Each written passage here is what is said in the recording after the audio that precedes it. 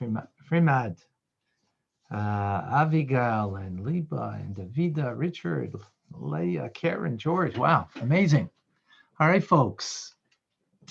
We are doing today Jewish ethics, Pirkei Avot, ethics of the fathers.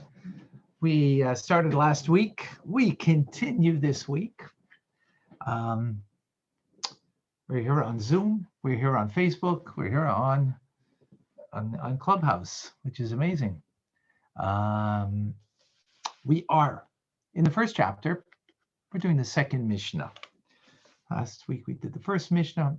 We're going to continue now with the second Mishneh. Let's get right into the discussion. So, Shimon HaTzadik, Shimon the Righteous. He was from the men, the remaining group of the men of the Great Assembly. I'll explain that in a moment. All of this. He used to say many things, but this was sort of one of his favorite things to share with others, ethical teachings. The world stands on three things. If you have a stool, you need at least three things that it can stand on. Why mention three when the three things are here?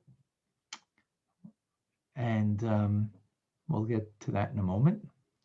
He says, Al Torah, the three things are on the study of Torah, which we're doing right now. The world stands on the study of Torah. Al Avot, on service, worship. I'll explain that in a moment. And Al Gemilas Chasadim, and on the acts of kindness. Those are the three things that the world stands on.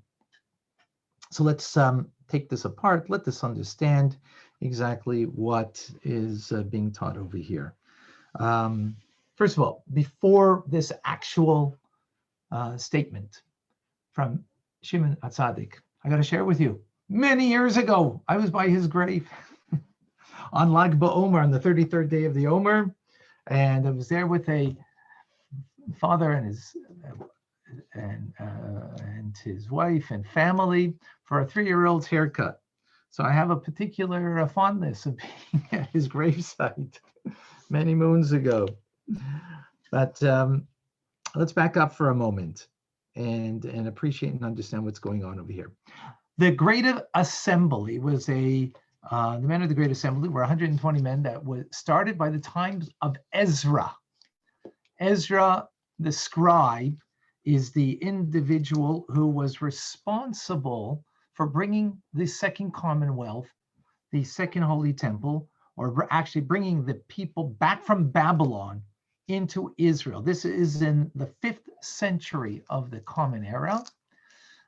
Ezra began the exodus out of Babylon. Now, for those who know some of their Jewish history, know that most Jews didn't go to Israel for the Second Commonwealth, the Second Holy Temple.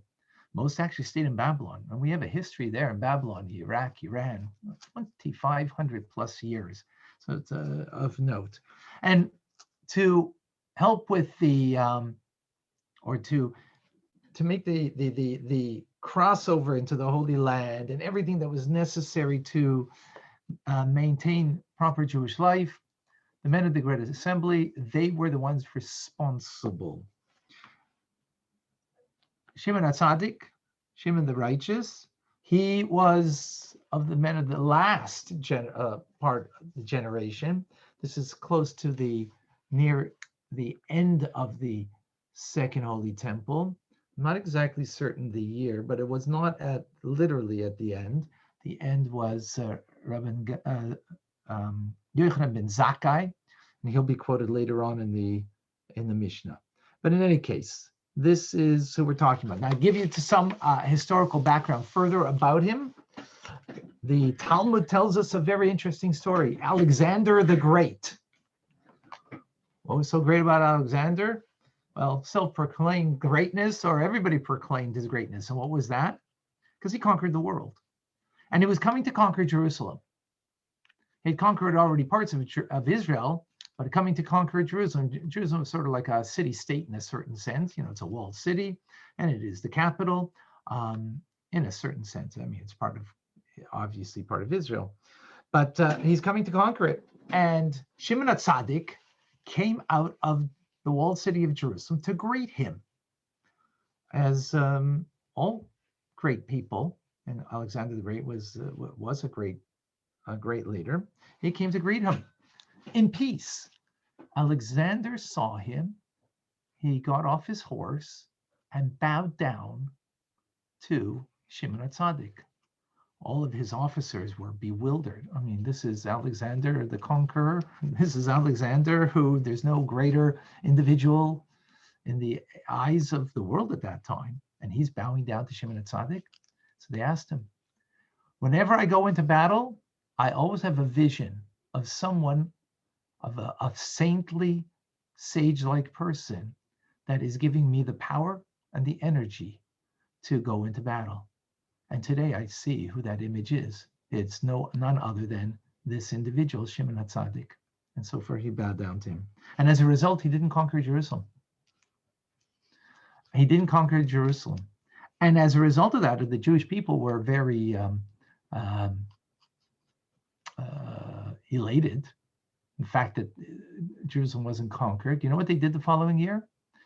I don't know if it was every single boy, but perhaps, I don't know if it was but many. They called their kids Alexander, right? Called their kids Alexander, exactly. Does anybody know someone by the name of Alexander? Where it comes from ultimately is because of Alexander the Great. In paying homage and thankfulness towards him. So this is Shimon HaTzadik. When he served for 40 years as the high priest, 40 years. And that just to give you an idea of what it means about his righteousness. There were high priests that would die on Yom Kippur because if you did not have the proper holy thoughts when you were in the Holy of Holies, and that's the only time of the year that you were in the Holy of Holies, on Yom Kippur, you died. There were year after year at times, high priests, Kohen Gadol, that would literally die, and they would be pulled out because they had around their ankle, because no one else could go in there, pull them out. He served for 40 years. That's how great an individual he was. His last Yom Kippur, he said, I am going to pass away this year. And he said, every Yom Kippur, I would have an image. And it's interesting, the story with Alexander, and listen to this story. Have an image of a sage-like person dressed in white and having a robe in white that would enter with him and exit with him after Yom Kippur. He would see this image. What it means to see this image, I don't know. I'm not righteous. I have no idea. I'm just telling you the story that as it's told in the Talmud. The last Yom Kippur, he said, the sage-like person was dressed in black, came and brought me into the Holy of Holies. But as I emerged from the Holy of Holies, he wasn't there to be my escort. I knew that that was a sign from heaven. And so it was. After Sukkot, he became ill, and 7 days later, he passed away. After his demise, the Talmud tells us, a new era was brought to the Jewish people. You know that God's name, the Tetragrammaton, spelled with a Yud and a Hey and a Vav and a Hey, we do not pronounce it. We pronounce it Ado, you're not right, Nai. I didn't put the two parts together because you're not even allowed to pronounce that, but we're allowed to say it in a prayer. But this name, like the J witnesses, we don't say the J witnesses because that's in English, this name, God's name, Yud and a Hey and a Vav and a Hey, and how you would pronounce it. I mean, anglicized, but we don't pronounce it. But the Kohanim, they would pronounce the way it is written, God's name, the way it's written in the times of their service in the Holy Temple. But the downgrade of divine service after his passing was as such that they no longer pronounced the name the way it was written they pronounce it the way we say it today in our prayers. That's from the Talmud Yuma, giving us a little bit about this sage, Shimon HaTzadik. Okay. Now, how's he called? Okay, he's called righteous, but he's called by his first name. If we're going to see as we're going to, at a slow pace, we're going to be learning many ethical teachings from different teachers from the generations, and it's going from one generation to the next generation. And we're going to see an interesting phenomenon. He's called by his first name. Hillel, who comes a few generations after him, is also called by his first name. Not called a rabbi, called Hillel. What we're going to see is a progression. First, they're called by their first name. Then their term will be Rabban, like Rabban Gamliel. Then the term will be Rebbe, rabbi, like Rebbe Yehuda Hanasi. And then the term will be Rav. Each one is actually a lesser level of greatness. The greatest is you just call by your name, right? You call it just by your name. That's the greatest. And as generations continued forward, the greatness of the individuals lessened by and large. Of course, you know, there's always a what's the word I'm looking for? There's always a certain exclusion to that general principle. But that's the case. So we go from first name, Rabban, Rebbe or Rabbi, Rebbe, right? And then Rav. And here he's called Shimon HaTzadik. Okay. So we can call you Ronnie? Well, yeah, I know, but don't give me such greatness. Call me anything you'd like. Don't call me late for supper. That my wife does. Okay. Oh, I really try to come on time. Reggie, I come on time. All righty. So, the world stands. Ha'olam oimed is the term that's used. The world stands. What does that mean? So the Bartanura says that means that the world was created for three things. The Rambam, Maimonides, says it continues to exist for these three things. So both things, right? It was created for these three things and continues to exist for these three things. And as the Rebbe explains, this terminology, the world stands, you know, that's an unusual term. What do you mean it stands? So it was created for, that's what the Bartanura says. It continues to subsist, to exist rather, right? Because of these three things. And the Rebbe explains it that the world God created because he wants a dwelling place for him in this world. And that is achieved. How do we make God dwell here? How do we make him part and parcel of our world, of our existence, of our environment? Three things. These are the three things. Okay.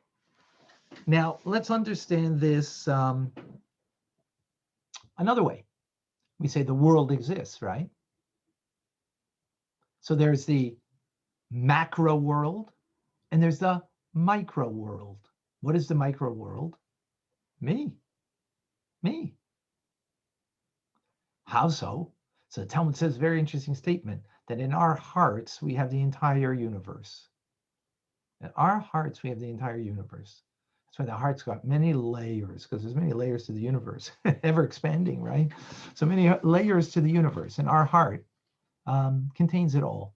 We are a miniature world, each and every single one of us. How else do we know? Who could give me a statement from the Talmud, from Adam, that we know this idea that we are a miniature world.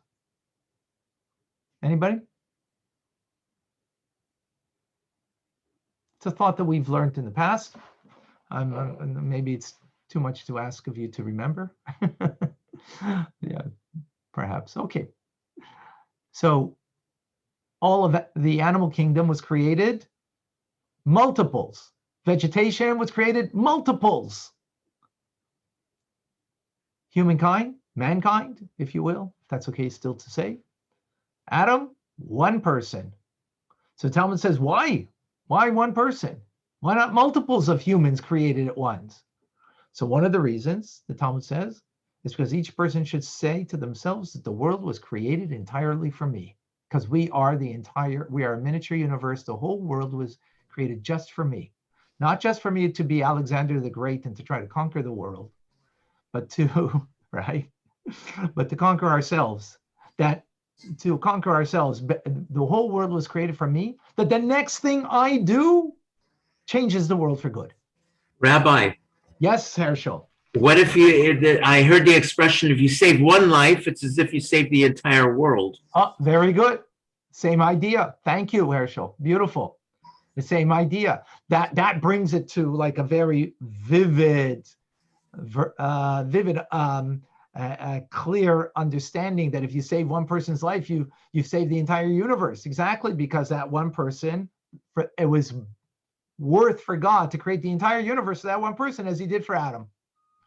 So therefore, we are a miniature world. Our miniature world stands on three things. What are the three things? In other words, three things. What are the three things? Torah, Avoda, and give me those. Well, no, let's use the words of the Mishneh. Let's be very precise. And not that you're wrong, but let's be true to the teaching, or precise to the teaching. I'm sorry, but you're correct. Torah, the study of Torah. What's unique about study of Torah?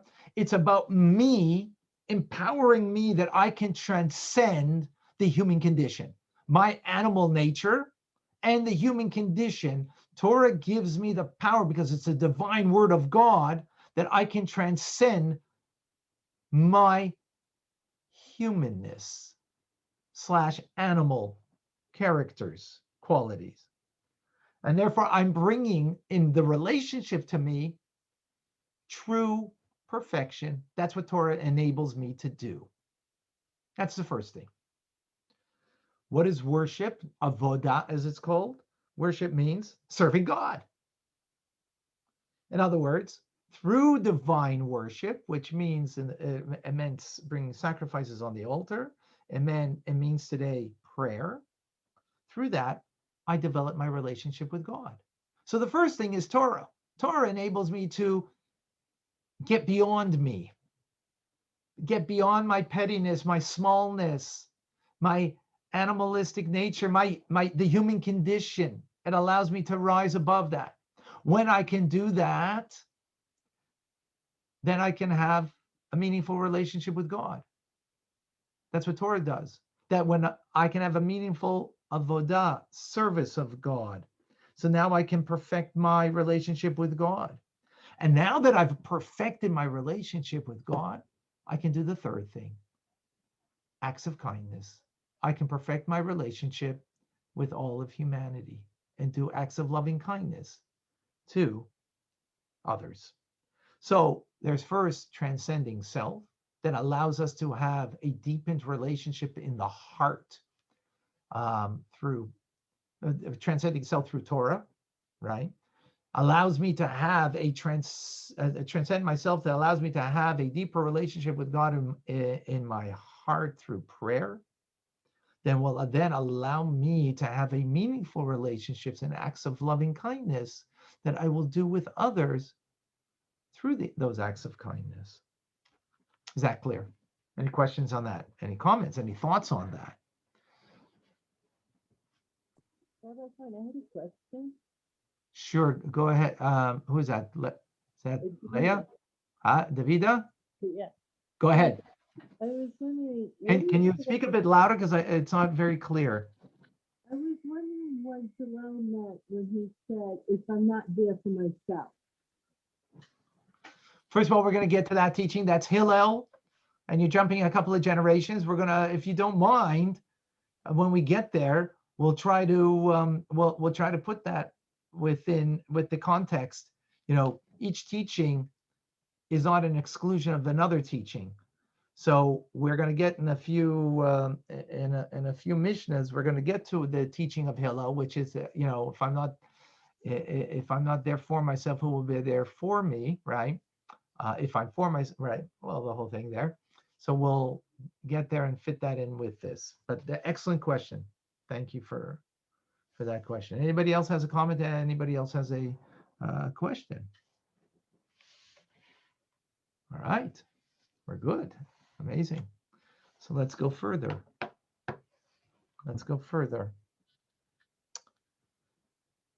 So, these are three things that are holding up the world. Why it was created, what continues to sustain the world, as the Rambam says, and what creates, as the Rebbe says, a dwelling place for God in this world. Now, by contrast, there are three things that destroy the world. By contrast, they are adultery, idolatry, and murder. And they are juxtaposed, these three things. How so? Adultery. Why would someone succumb to adultery? So we see that by the Sota, that as the sages explain, a person will only do such an act because the spirit of folly enters them, because they're acting by their base animalistic nature, right? From the animalistic nature of a lust, that when a person succumbs to that. So where Torah helps us to transcend ourselves, adultery is the exact opposite. We succumb to our lower animalistic self. Idolatry is denying God, where worship, prayer, is about embracing God, embracing him in your heart in deeper and deeper layers of connection. Idolatry is the opposite of worship. It's denying him. And lastly, murder. Murder is the ultimate in the opposite of kindness that we do to others. It's taking someone's life, destroying a life. Again, murder, not killing. Killing sometimes needs to be done, right? But murder, never. And that is then the complete opposite. And in those instances, as the Talmud teaches us, based on the verses in the Torah, we have to be ready to give up our lives and not transgress any of those three pillars that destroy the world. And that's exactly what happened in Noah's generation, why the flood came and destroyed the world, because the three pillars that should make sure that the world continues to exist were not only not there, but completely the opposite. And as a result, the world was destroyed. Okay, let's go a step further with this.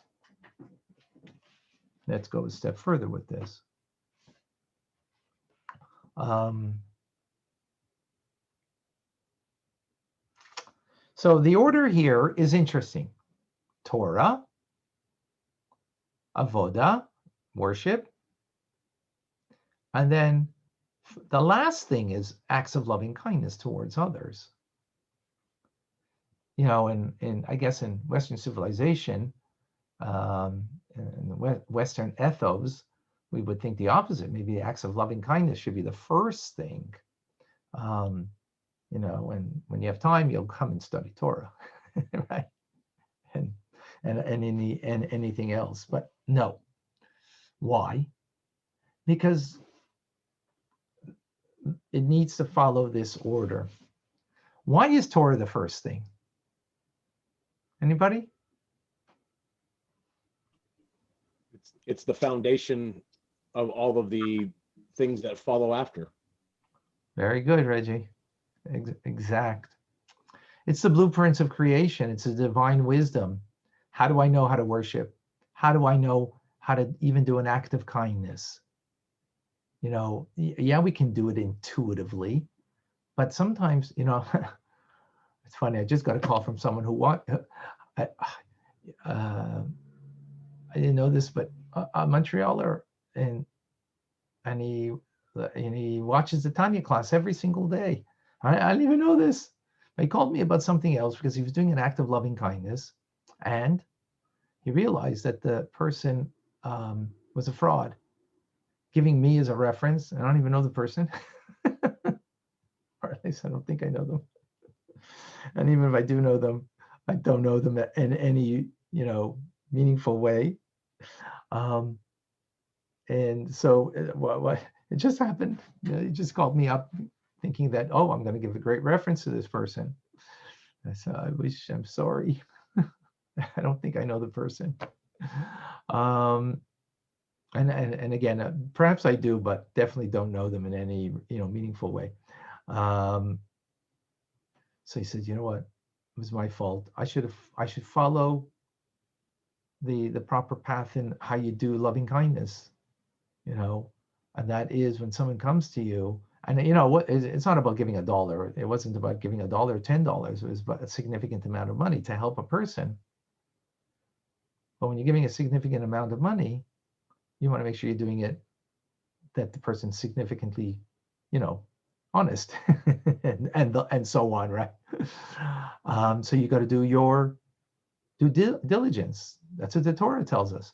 To give $1, you don't have to do due diligence. But to give something that's significant, you want to make sure the charity is not a fraud. The person's not a fraud. And that you're truly helping them as opposed to enabling them. So here was enabling, and I don't know because I don't know what the story is, because he said, I woke up this morning, I felt something that was wrong, and I realized I didn't do my due diligence and I'm doing it too late, but I want to check. In any case, the point is, like Reggie, like you said, you need to have the divine wisdom of even how to do an act of loving kindness, because if we do it intuitively, sometimes we'll do it right, but sometimes we won't. So we need the divine power that Torah enables us. That Torah gives us the know-how to imbue us on how to do everything right. So we need to stand. So therefore, it's what helps us stand to begin with, and that we can achieve the purpose that we need to. So it's the first pillar. That's why the importance of learning Torah. Or as the Talmud says, Gadol Torah, great is the Torah, because it brings us to action. It'll bring us to the action. Because once you know, once you've studied the laws of charity, once you've studied the laws of visiting the sick, once you've studied the laws of comforting the mourner, what's going to happen? She's going to do it more often and better, because you know how to do it appropriately, not just intuiting it, right? So hence, the first pillar is Torah. Then comes worship. So worship here doesn't mean just merely on this level, doesn't mean just merely prayer. The uniqueness of prayer is that all other mitzvahs, you don't necessarily have to engage your heart entirely. I mean, you should have your heart involved. Prayer, for sure, you need that. All other mitzvahs, you need to do the act, right? But the act should also have with some heartfeltness. It should be with some, you know, kind of deeper connection. And therefore, worship is mitzvahs, all the mitzvahs, embodied in the idea of prayer, that, you know, through the mitzvah, you're making that heartfelt connection to God. So that would be the second thing. Your mitzvahs that you have an obligation to fulfill. Then comes the third thing, is the acts of loving kindness. Again, comforting the mourner, visiting the sick, burying the dead. That's what the Bartanura explains, right? Interesting. It doesn't say here charity, even though charity, as we learn in Tanya, in the fifth part, in the fourth book of Tanya in particular, we learn about the greatness of charity. But It doesn't say. It says gemilut chasadim. So deeds of kindness. So actually, it could just say chasadim, kindnesses. Why does it say gemilut? Because gemilut means deeds or the doing of kindness. So the doing of kindness means putting yourself into it, giving yourself over and doing it, and fully engaged. Well, how could you do that? You know why? Because when you have the directive the first pillar of Torah, so then you have the divine wisdom becomes your wisdom. It becomes imbued in your mind and in your perspective, your outlook on life. Then that will allow you now to do the mitzvahs appropriately, how to do the mitzvah, first of all. And then finally, how I can connect with other people. After I've connected appropriately, how I can connect with other people, the third pillar, that it's not enough that I, have concern only for myself, of course, but I have to be there in action, engaging and in a certain way, the Bartanura explains why it's even more important, these mitzvahs of visiting the sick, comforting the mourner, burying the dead, because that engages our whole body, our whole being, right? And furthermore, visiting the sick, you benefit. When you give charity, you benefit the poor. When you visit the sick, you benefit the poor and those who have means. When you comfort the mourner, it's for everybody. Charity of tzedakah is, for those that are in need, doesn't include everybody. So here's acts of loving kindness that includes everybody. And interesting that the Rebbeinu Yoina explains that acts of loving kindness, sometimes, what that might mean? Just a kind word to another, helpful encouragement that you offer support is sometimes more important than the money that you would give, the financial help that you give to another. Actually, the Talmud tells us, when you give a coin to a poor person, when you give money to a poor person, you get 6 blessings. 6 blessings. When you soothe that person who's down and out, when you soothe their soul, you comfort them, Talmud tells us you get 11 blessings. That's powerful. That's powerful. Any questions on that before we continue? Everybody's very quiet today. What's going on?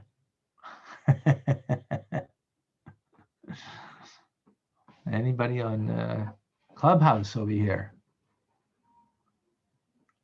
All right. I guess it's resonating.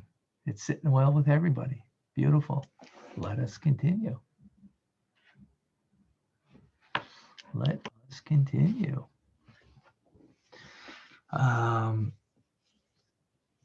So, does anybody know any other 3 pillars?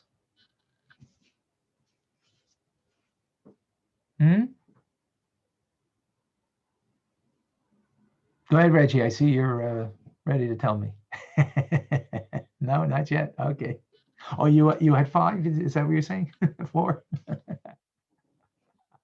10. Careful when you put up your hands, All right. So, who are the 3 pillars of the Jewish people? Abraham, Isaac, and Jacob. Beautiful. Right? So would How it does be that tie in? Shakrit, Mincha, and Mariv? Very good. Right? 3 pillars of worship. There's also Kahanim, Levim, and Israel. Oh, excellent. Right. The 3 parts of the Jewish people. Excellent. 3 parts of the Jewish people, the Kohens, the Levites, the Levim, and the Israelim. Beautiful. What else is there? 3? Anything else of 3? While Moshe Rabbeinu, he himself is the third born. Miriam and Aaron are older than him. And we got the Torah, our marching orders, in the third month, the third day of preparation. So the whole concept of threes over here, right? But let's go back for a moment to the three pillars of the Jewish people that, it all began with. So Avraham is the embodiment of acts of loving kindness. His soul, and which we merit, it was bequeathed to us in our soul, that quality of Avraham Avinu, because as we learned in chapter 42 of Tanya, if you recall, there are 7 shepherds. A shepherd is someone who takes care of the flock, feeds the flock. So the 7 shepherds, Avram, Yitzchak, and Yaakov, Abraham, Isaac, and Jacob, Joseph,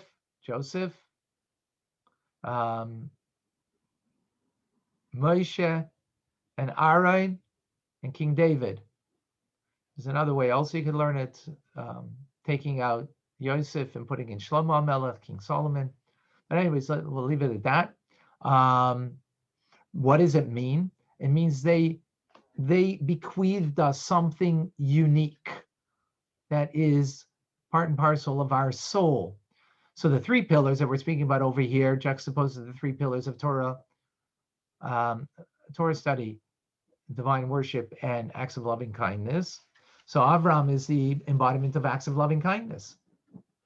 His soul was that of chesed, right? As we know, an open tent, and that all wayfarers would come in and he would feed them, take care of them, and be there for them.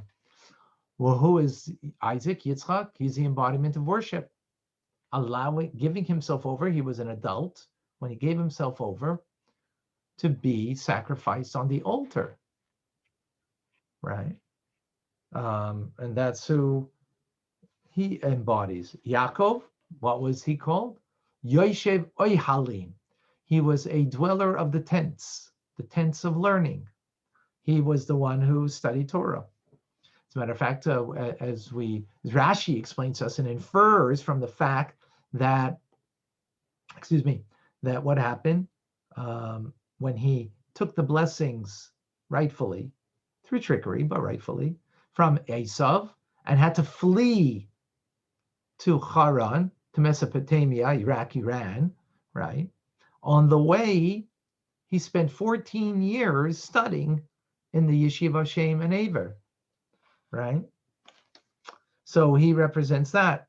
So each one of them represent one of the pillars that we just spoke about here. Sorry, but Yaakov, you said was studying. Isn't studying Torah the second one? The first one. No, Kavanti, Yaakov, you said is pillar number 3, but that's Gemut Hasadim, no? Abraham is the first pillar of Kindness. not the first pillar, the third pillar of kindness. Yes. Why is it the opposite way? That's a good question. I don't know if I have an answer to that. But it's a good question. A good question.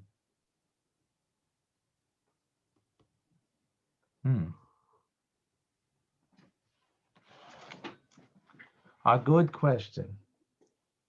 But in any case, they're the embodiment of. Okay. Is that clear? Any questions on this?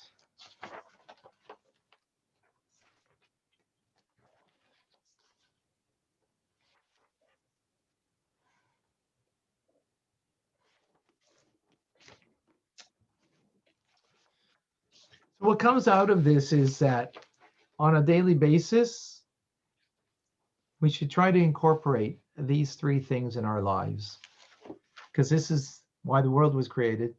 This is what sustains the world, and this is the ultimate purpose of the world, is creating this dwelling place for God, and that every day we can do this. We need to study Torah on a daily basis. That gives us the power. Torah is It's like, they say knowledge is power, right? Knowledge is power. So Torah is the divine power that gives us infinite power. It gives us infinite power. And it gives us, as God's wisdom becomes our wisdom, because it infiltrates our minds, it becomes, a new perspective on how to see things the way God sees things. And think about it. Wow, what a gift that God gives us a piece of him, of his knowledge that he gives us to us, that we can not only know him, but that knowledge becomes a part of me. And now I could see myself, the world, and people as he sees them. Mhm. That is extremely empowering. And hence, that's why it's so important as the first pillar to be able to do that.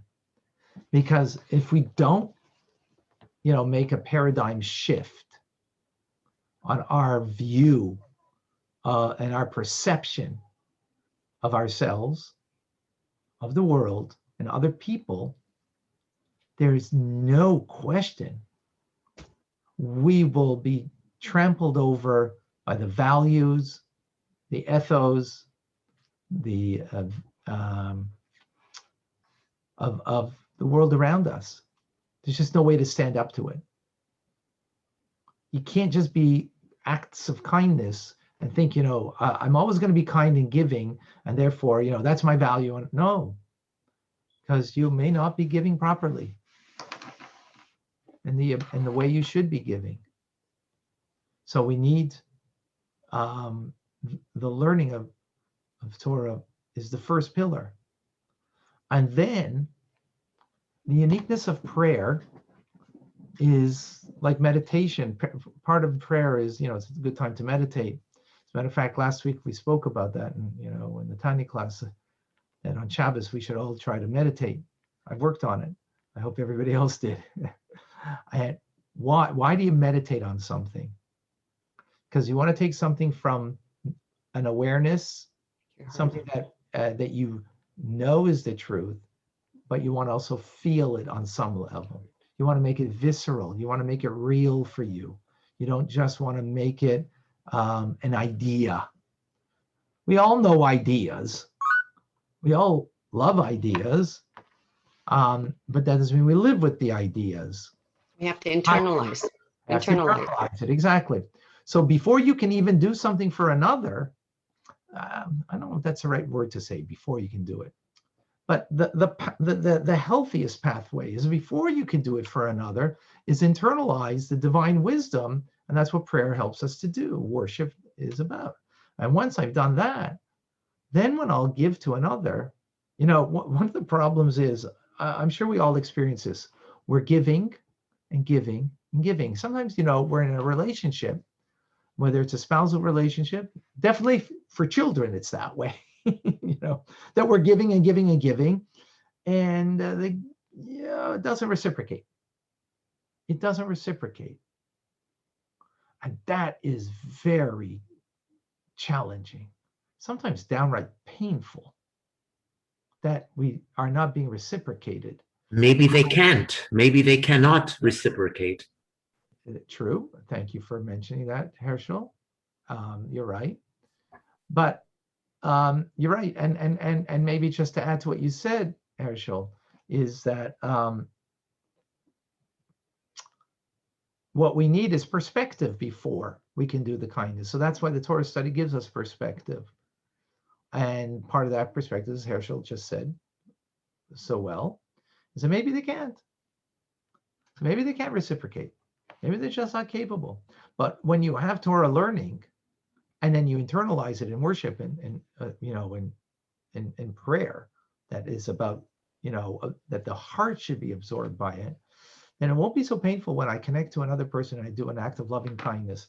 We won't expect it. And we won't expect it and get upset. Yeah, exactly. There was a very fine Jew who was very philanthropic. And he used to give out loans to people. and he would give out charity to people.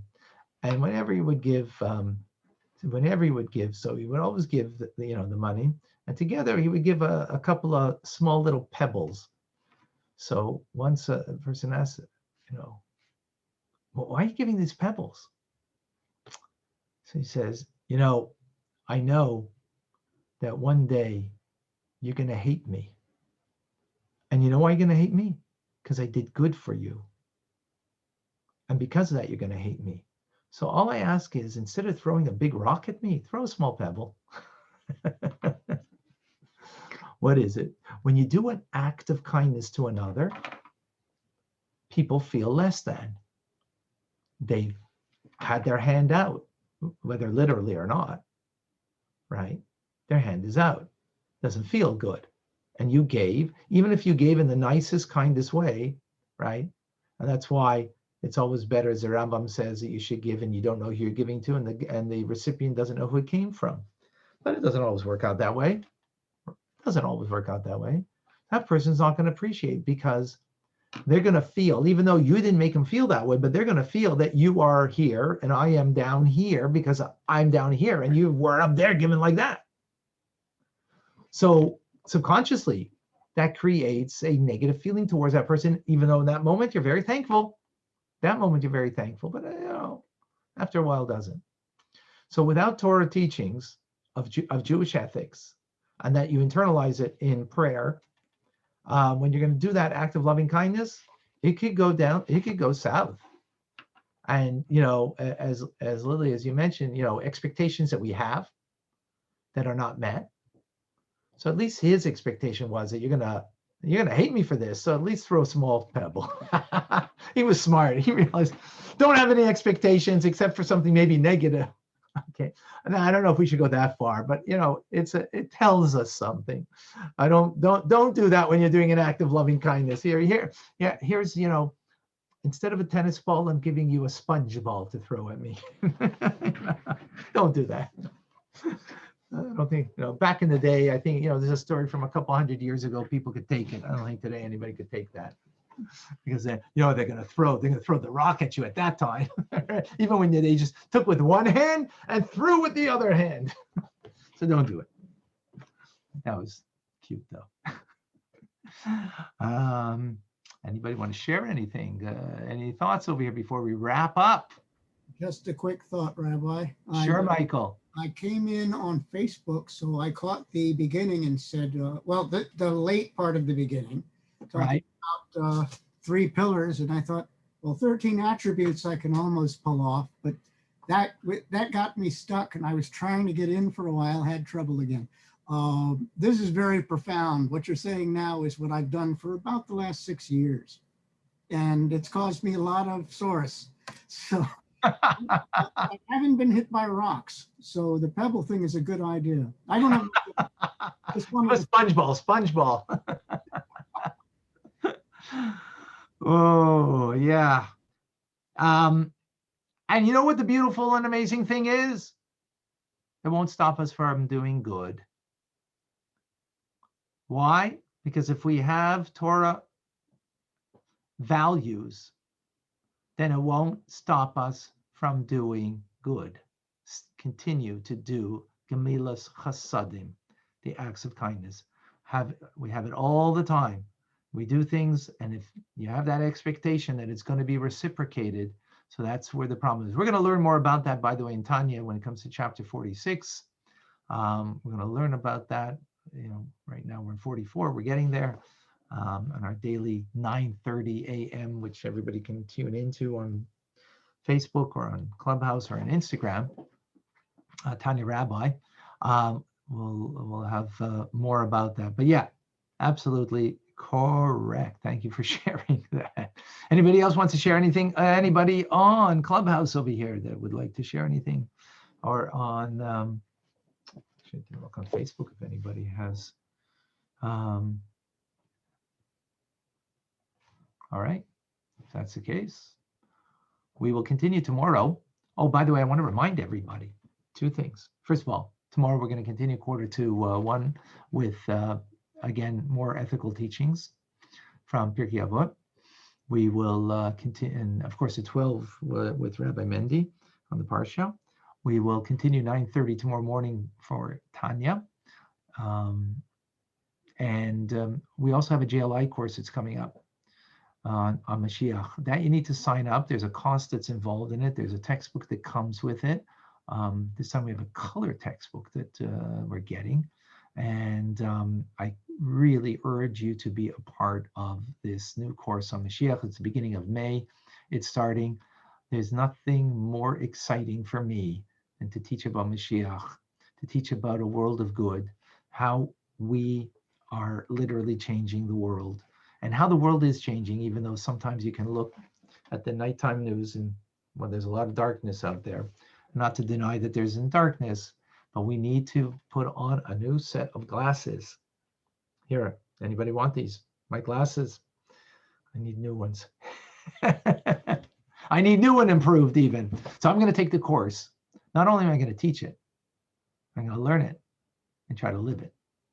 So I invite all of you, for those who need more information, you can private message me. If I don't have your email yet, that would be great to have it. Please, you can private message me, or I don't know how to do that on Clubhouse. Well, at least follow and somehow we'll get you.